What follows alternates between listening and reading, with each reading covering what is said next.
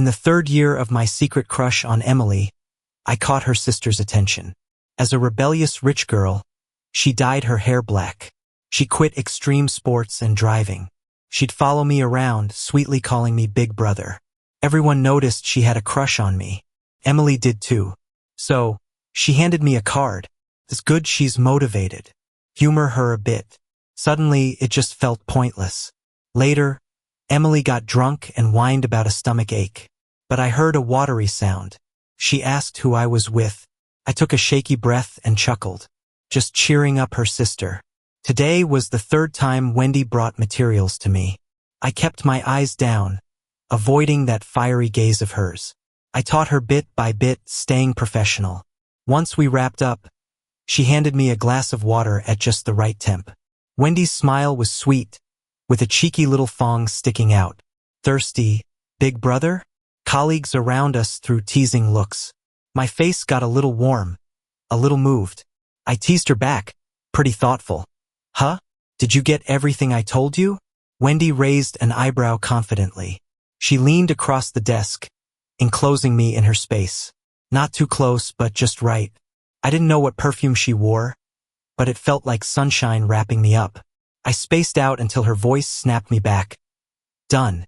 Impressive, right? I pretended to calmly check her work, and sure enough, it was all correct. Wendy looked at me expectantly, waiting for a compliment. Avoiding her eyes, all I managed was a stiff "you learn fast." When Wendy walked away, looking a bit let down, my buddy Eric came over. Man, David, can't you tell she likes you? You've got your career on track. It's time to focus elsewhere, too. When I first met her, she was all about piercings. She even calmed down and played nice for you these past 3 months. Seeing me drift off, he pushed. Besides, she's smart, romantic, from a good family, and basically rolling in dough. He rambled on, genuinely trying to help. But he didn't know. I can't be with Wendy not because she isn't great, but because someone else is in my heart. After delivering coffee to Emily, and just as I was about to leave, she called me back. Quick mental check. Nothing we needed to discuss one-on-one, so I got a bit hopeful. If it's not work, then what? Did Wendy bother you today? Here to ask about her sister, after all. I pushed down my disappointment and reported back. No, just a couple of questions. Emily laughed a little. 3 months in and still asking questions? What was that Imperial College for? Wendy's not dumb. In fact, she's sharp, sweet, and thoughtful.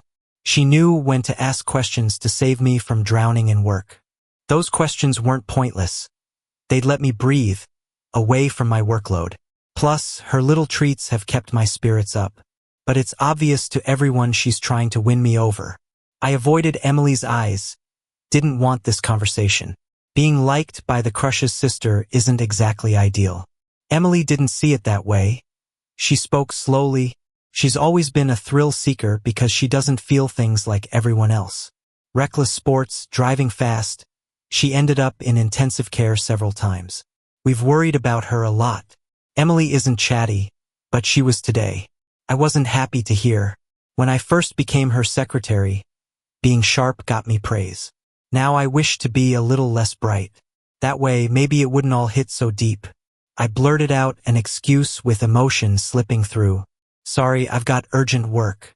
You could talk to someone else. I tried to leave, but Emily pinned me with, I need a favor, David. As a friend. Not as her secretary, but as the David who's been with her from school to the workplace. Like when she first joined the company, braving pressure, she'd say, David, they're bullying me. Will you stay with me? But I'd rather she not use this emotional leverage. It felt like my feelings were just a card she could play. Maybe it's ultimate disappointment. I got super calm, just a compliant subordinate. Okay, what is it? Emily frowned but quickly composed herself. After being at the top so long, she's master at separating emotions from decisions. She handed me a card. Wendy rarely gets motivated, David. Could you cheer her up? It's your reward. You don't have to accept her confession. Just keep her interested. Okay. I interrupted her, brushing off her surprise just as I'd agreed to things back in school. Confidently. All day till we left, I felt down. When Wendy caught me, I was already a little irritated. Got other plans, Wendy? Wendy, unfazed by my tone. Yeah, like going to the beach. Want in? Random. With my anger hitting a wall, my temper simmered. Why? She just gave me a look. Why should I tell you why when you won't say why you're in a bad mood? I rolled my eyes. No reason to hang out with you. Weirdly, around Wendy, I'm more myself. Maybe that's the power of not being interested. Wendy's keen on the real me. After exchanging glances, Wendy gave in. All right, do what you want. Just show me a smile, and I'll tell you. Her eyes were full of affection. Wendy is really attractive, like the ideal childhood friend everyone fantasizes about. It made my face feel a bit warm, so I forced a smile. Are you gonna say it or not? If not, I'm leaving. Then I pretended to walk away. Sure enough, I only got a couple of steps before my wrist was grabbed. Wendy spoke like it was the most obvious thing. You don't need a reason to look at the ocean. You just go when you want to. Emily is a total workaholic, and after becoming her personal assistant, I ended up working late with her. We were usually the last ones to leave the office. But now, my job has kind of switched to being about Wendy. Today is the first time I'm off work this early and the first time I've chased a sunset by car. We parked by the sea. Looking at the vastness of it all and listening to the waves made my heart feel calm. I didn't even notice when Wendy came close and touched my face. I waited for Wendy to start asking questions like a curious kid. I was halfway tempted to spill everything. But before I knew it, she magically brought out a bottle of wine and glasses, so full of herself. I couldn't help but laugh. You're always so thoughtful. We drank wine and watched the last sliver of sun sink into the ocean like nothing in the world couldn't be fixed. The sky will darken, and then it'll brighten again. I turned my head to look at Wendy. From the first time I met her, I always thought her nose was like Emily's and her lips were cold like Emily's too. But now I noticed her eyes were bigger than Emily's. She had a tiny, faint mole on her upper lip that disappeared when she smiled. She also had cute little freckles totally different from Emily. I couldn't help but reach out and touch her ear, full of piercings. Wendy was very sensitive. Her neck and face turned red, but she lowered her head obediently, making it easier for me to touch. Like some little animal caught by its weak spot, she explained, "Don't let it scare you. It didn't hurt at all. The doctor said I have good tolerance. Having all these at once didn't even get infected." I didn't say anything, just waited till she nervously glanced at me. Her eyelashes were so long, like a fawn's. Suddenly, I started laughing. "Wendy, try chasing me if you dare." I kinda regretted saying that the moment it left my mouth. Part of me felt guilty. I shouldn't use Wendy to get over old heartbreaks. I could tell she genuinely liked me. Feeling this guilt, I couldn't turn down Wendy's request to come over for dinner. We went to the grocery store for some meat and veggies. I was in the kitchen making noodles. Wendy was useless with cooking, squatting by the kitchen door with my big golden retriever. "Can Dad really make noodles, Coco? Have you tried them?" she whispered. I rolled my eyes. "Quit barking. Go play on the couch." Wendy got a playful reprimand, her nose scrunching in mock defeat as she retreated. I thought it was funny and relaxed a bit.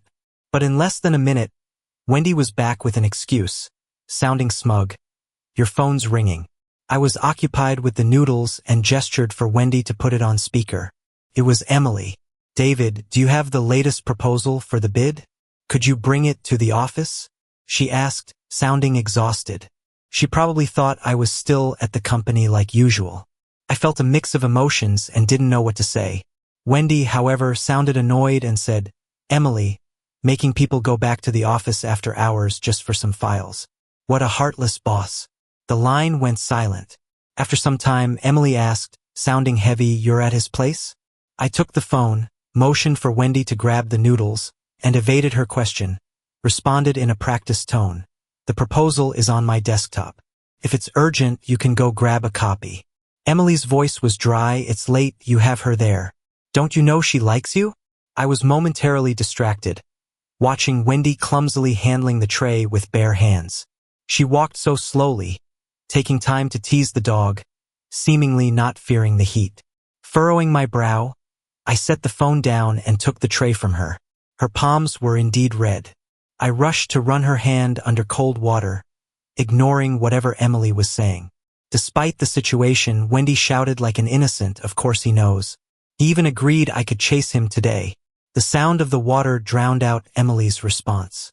I glared at Wendy, a bit irritated. "You can't even hold a tray. Are you a kid?" Wendy whimpered like a small puppy interacting with its owner, slightly enjoying it. "I just hold it steady. Anyway, it doesn't actually hurt." I paused, remembering her condition of not feeling pain. Only then realizing how dangerous it was, not sensing danger, losing the instinct to avoid it, getting hurt without knowing. Wendy noticed my change in mood and tried to shift the topic, sounding a bit cheeky. "Well, it does hurt a bit, but only if you don't blow on it." In the end, I didn't blow on it. Wendy sat on the floor, looking a bit indignant. Her hand now adorned with dog food I had prepared for Coco. Her palm kept getting licked by the puppy's saliva over and over. I sat on the sofa, looking at her aggrieved gaze. I chuckled, nudging her side. "Does it still hurt?"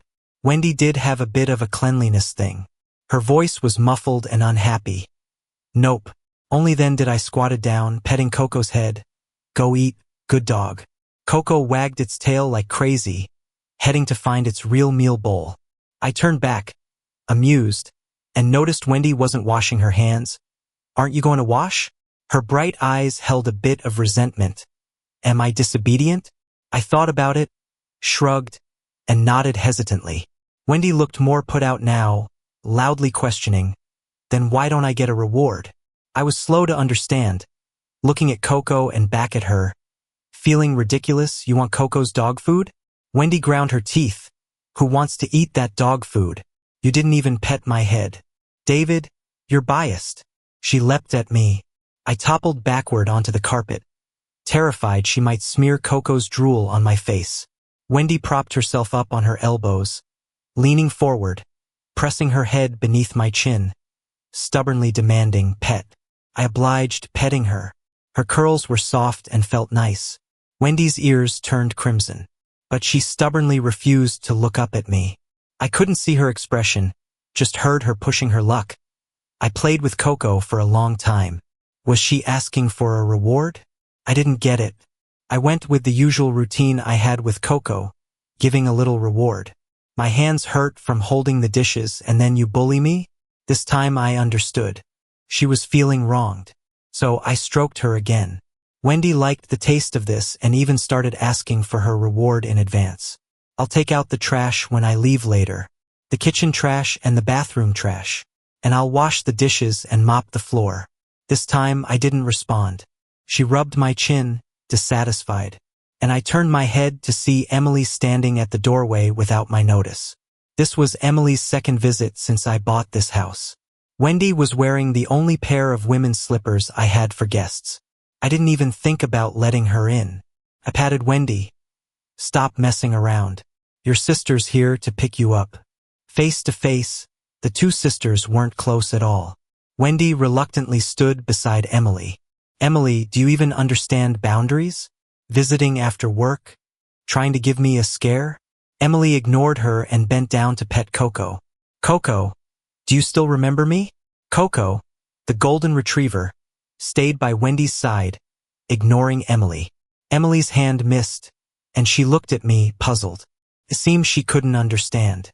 Back when we brought Coco home together, the dog was all over her. How did that change now? But I wasn't focused on her.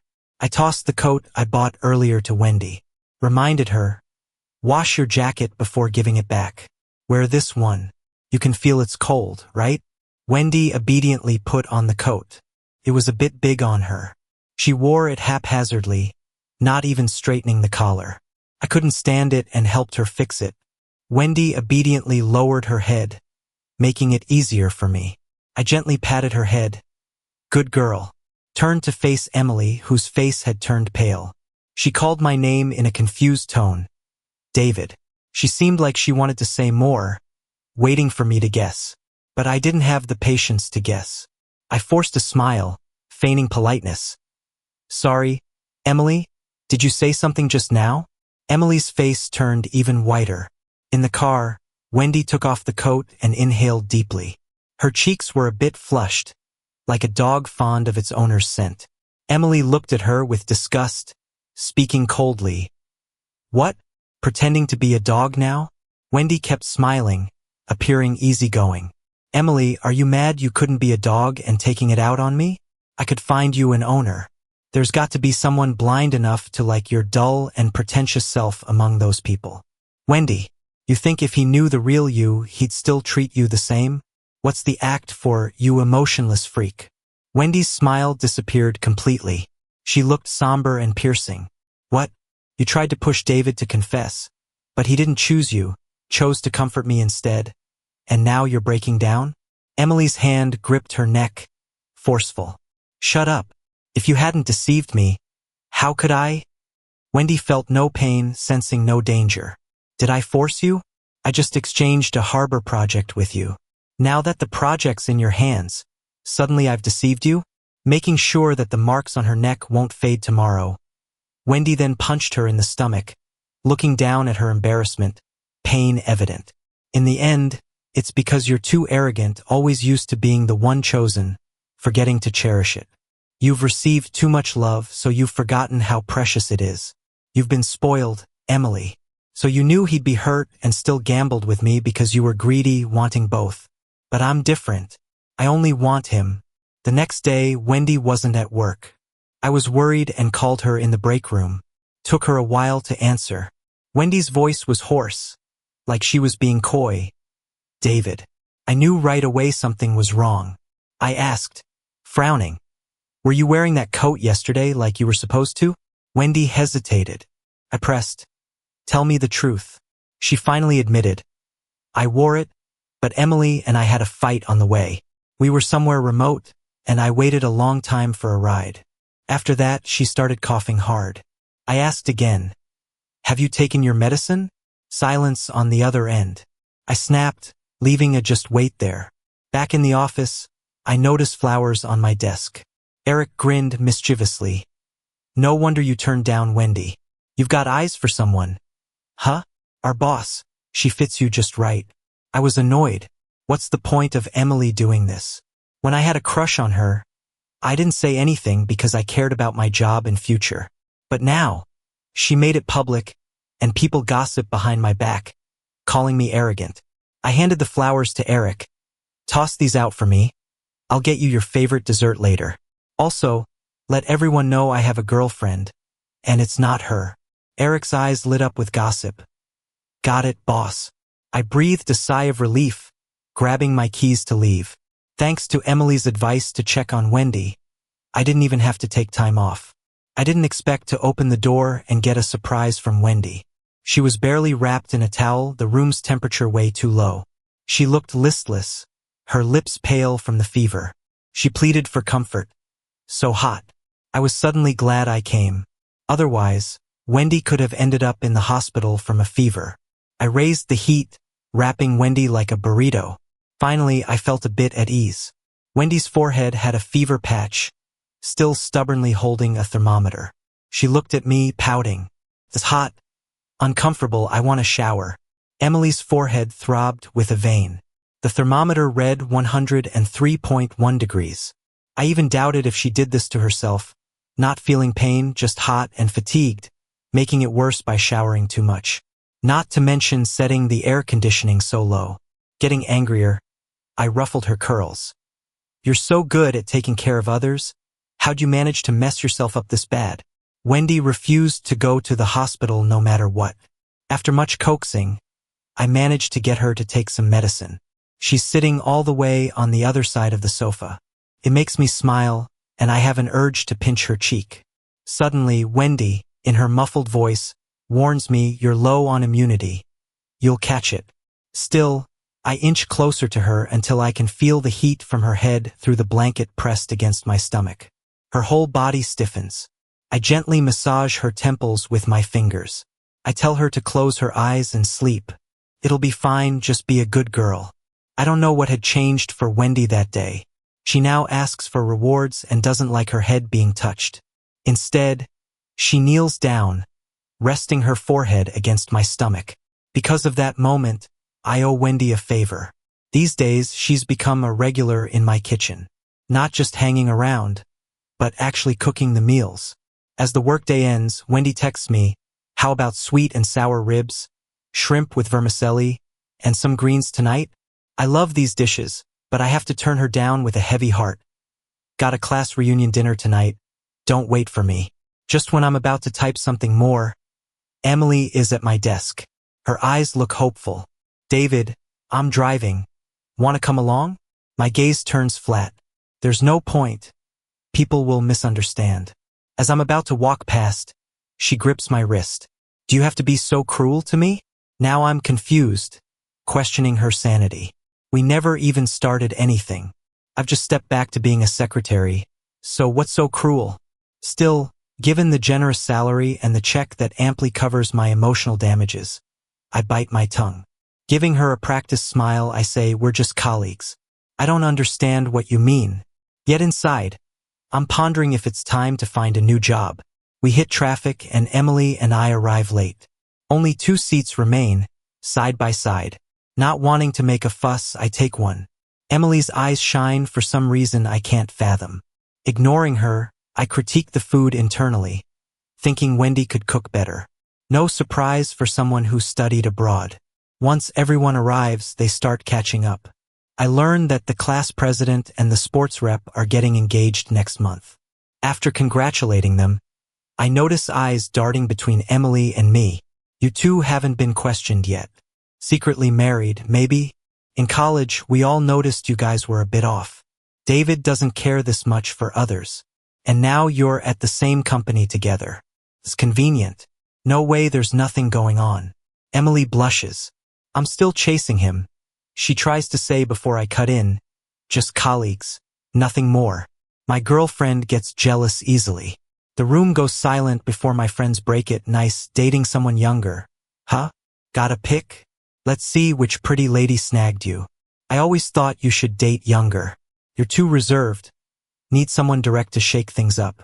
"Yeah, you've no clue how many underclassmen asked for your number back then. Could have had 7 or 8 relationships by now if you wanted." The conversation shifts, sidelining Emily completely. As the group moves to another venue, everyone's had a bit to drink. I decide against tagging along and send Wendy my location. She responds instantly with a cute meme of a saluting dog. The night gets chilly, and I pull my coat tighter. Out of nowhere, Emily hands me a warm drink. She hasn't left either. I thank her, accepting it. "You're waiting for her," Emily states confidently. I don't respond, which seems to irritate her. "You never really liked me, David." I don't know why she's feeling this way, but I've wanted to clarify things for a while. What is love abandoning dignity and career? I can't do that. Emily's voice catches, "But you never said you liked me." I chuckle dryly. Why do I have to say it? You didn't seem sure we were on the same page. So how could I be sure? Out of school, you're my boss. I'm your assistant. You have the advantage. As a subordinate, what would confessing mean for me? Am I risking my career? Emily, why can't I be afraid? Why should I risk it for you? Don't be immature. Separate personal feelings from work, just like you always have. By the time Wendy picks me up, the drink's cold. I toss the cup. I watch Wendy as she drives, staring until her face turns beet red. Defeated, she pulls over. She covers my eyes with her palm, resting her head on my shoulder, sounding deflated. "Don't stare at me like that." I grin cheekily. "What? Does it distract you?" "No, it makes me want to kiss you. Cover any trace of others on you." Now it's my turn to blush. Even now, Wendy's straightforwardness gets me every time. I just mumble, "You're like a little puppy, clingy and whiny." Wendy latches onto a different point. "What kind of dog?" "A golden retriever. Your favorite?" She's got me soft, worming her way into my heart until I'm warm and cuddly. I pet her just like I do with Coco, on the head, ears, back, face, and finally her chin. Good girl. Red spreads across Wendy's cheeks astonishingly fast, even staining her eyes. She shyly holds my hand and tucks it under her sweatshirt. "Stomach, you haven't petted my stomach." Half sighing, I indulge her, finding her skin soft. Maybe she's a tad too excited. She buries her head into me again. I really, really like you.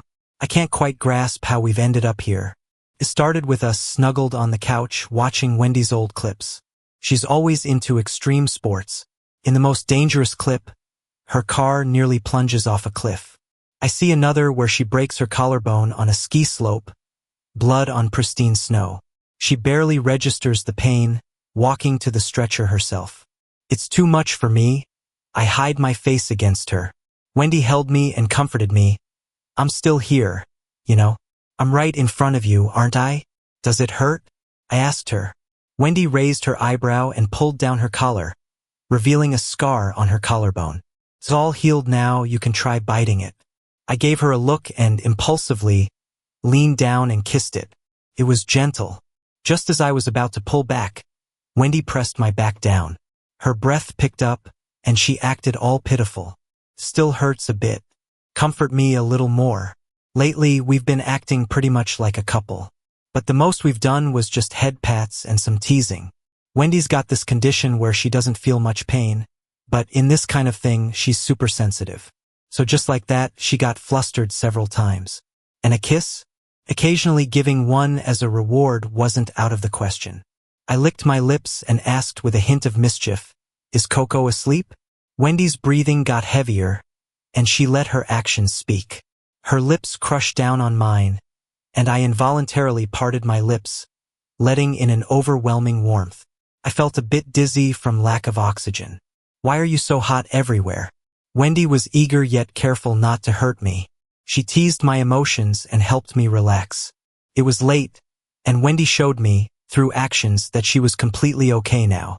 You'd expect that from someone younger. Once she experiences the real thing, she never settles for less. Head pats used to be enough. Now, when she hears reward, it has a whole new meaning. She even started pushing boundaries. Emily called just when I just had an intense moment with Wendy. Wendy was helping me with a bath. I was exhausted, and I'd raise an arm or leg whenever she asked.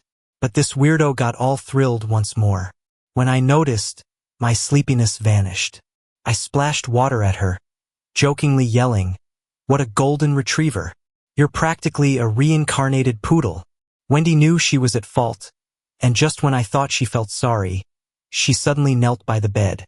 Deviously, she had a tie around her neck and handed it to me. "Master, punish your puppy." After sleeping together for so many nights, I somewhat understood what she wanted. I applied a bit of force with my foot, and Wendy let out a muffled moan, her eyes turning red. Her appearance was that of a willing sacrifice.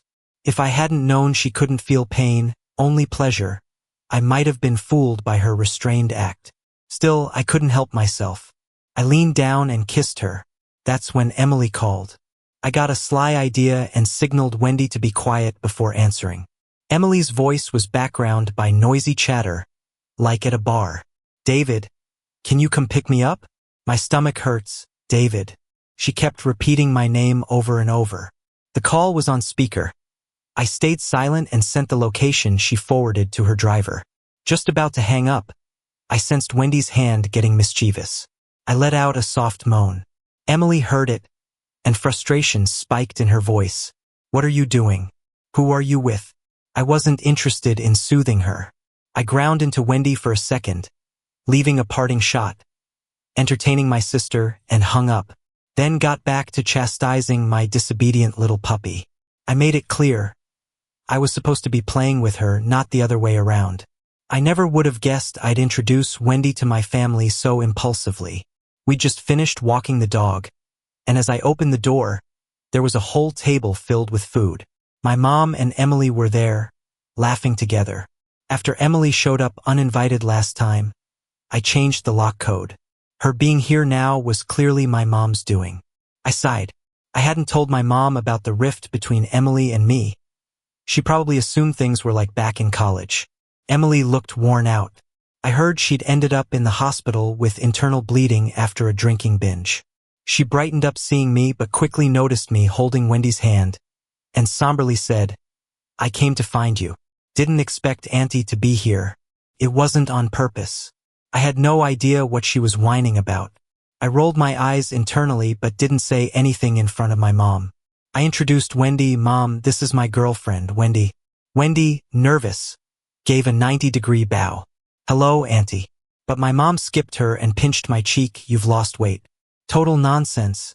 Eric had mentioned I'd actually put on a little happy weight. But I got what she meant. She wasn't thrilled about Wendy. Wendy was on high alert, looking pale. I felt a pang of pity and squeezed her hand to ease her nerves. Just after sitting down, my mom handed Wendy her second slate, seating me next to Emily and Wendy across from us. I held back and didn't comment. Saying something now would only heighten my mom's disapproval of Wendy. Before meals, I always have a bowl of soup. But today, faced with a lethal amount of scallions floating in it, I started wondering if my mom had an undisclosed favorite child. Anybody who didn't know I hate scallions. Wendy took the lead and scooped herself some soup. She hesitated, glanced at my mom, and then courageously began picking out the scallions. Picking out food in front of family, definitely a strike against you.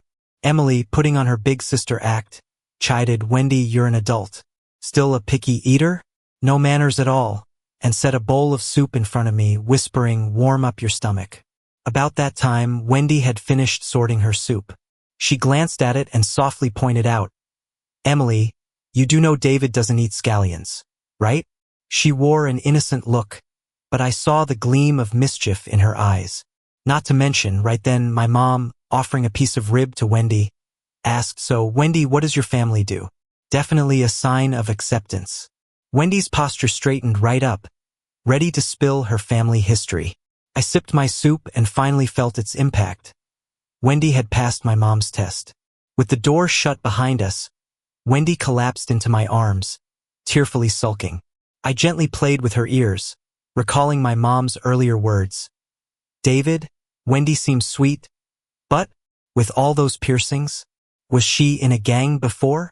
Mystery solved. No wonder she started out cold to Wendy. I repeatedly reassured her that Wendy had no such past, and she finally relaxed. So I was curious about something. I held Wendy's cheeks and looked closely at her lips. The lip ring was gone. It had been months and only a small hole remained. I couldn't help it. I asked the obvious question. Does water leak through it? Wendy had a blank expression.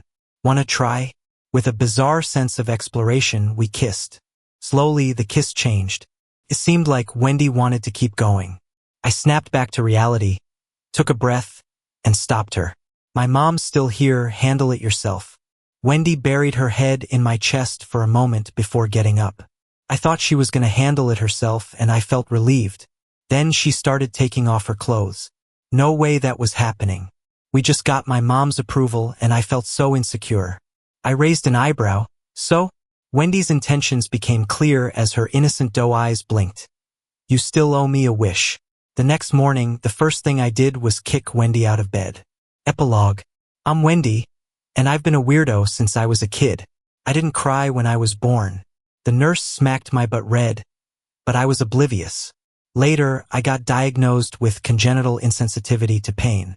As a kid, I often got hurt, and my parents treated me like a fragile doll. I guess they loved me back then. But when they realized I never smiled at them or called them mom and dad, everything changed. I got another diagnosis, emotional incapacity. From then on, I had a new name, Freak. No kids my age wanted to play with me, and my parents saw me as a stain on their lives, ignoring and neglecting me. When I was 10, I got kidnapped. I came home covered in blood. They were celebrating Emily's birthday. No one noticed I was missing. I wasn't sad, just hungry. I helped myself to some cake. My mom screamed and fainted, and from then on, fear joined the way they looked at me. Their attention was all on Emily. They raised me to adulthood and couldn't wait to send me abroad. There, I completely embraced my nature. I fell in love with extreme sports. Only the feeling of being on the edge makes me feel alive. I initially didn't plan on coming back. I had money, friends, and a career overseas. But maybe extreme sports got boring. I figured a change of scenery, maybe scaring that so-called loving family a bit, might be fun. Then I got a surprise. The first time I saw David wasn't at the company. He had just finished working late, his eyes red with exhaustion. After some small talk, my sister just left, driving away. Then he leaned against a railing and squatted down. Looked like he had a stomachache. He looked fragile. But even pale, he calmly took out some medicine from his bag. Very cool. For the first time, I clearly felt my heart beat. In a moment of madness, I offered him a bottle of water. The smile on my face, even in a mirror I'd find it disgusting. Are you okay? He was cautious, didn't take the water. He shook his head and drove off. Yet, like a madwoman, I couldn't get his red eyes out of my mind that night, unusually excited. There are so few things in this world that stir me, so I treasure every one of them. The next day, I traded a project with Emily to get into the company as David's assistant. First, it was just amusing. I thought I liked his vulnerable side, wanted to watch the drama. Never expected to be the one falling in. Just a bit of praise from him made my day. A touch from him was more thrilling than skydiving. Seeing him eat food I gave him was fulfilling. Seeing him in pain made my heart ache. It was pathetic. I've always lived carefree, rarely wanted anything. During that time, I wanted his attention on me alone. So once again, I took a project to Emily. The benefits of the port projects didn't need much selling, but she didn't need to know if the project would later implode. Of course, Emily hesitated just for a moment before agreeing to say those words. She had too much love and confidence. But I saw David's feelings for her were like a candle about to go out, fragile against the next splash of cold water. What I didn't expect was that he would cry, crying silently in the sea breeze. I'm good with sweet talk, but in that moment, I was lost. That missing sense of pain seemed to come back to me. It gave more meaning to my life. Maybe I'm meant to make David happy. He'll never know if it weren't for his words then. I might have let go. A long time after, a friend I used to race with called me. I was in my cozy haven. I kissed my brother's cheek. Nah, I'm afraid of dying now. Hung up, I snugged into his arms. His eyes still closed, he gently ruffled my hair. Content, I squinted my eyes. I found my soul's home, my safest harbor, never wanting to leave. So, I'll live well, guarding David, living well.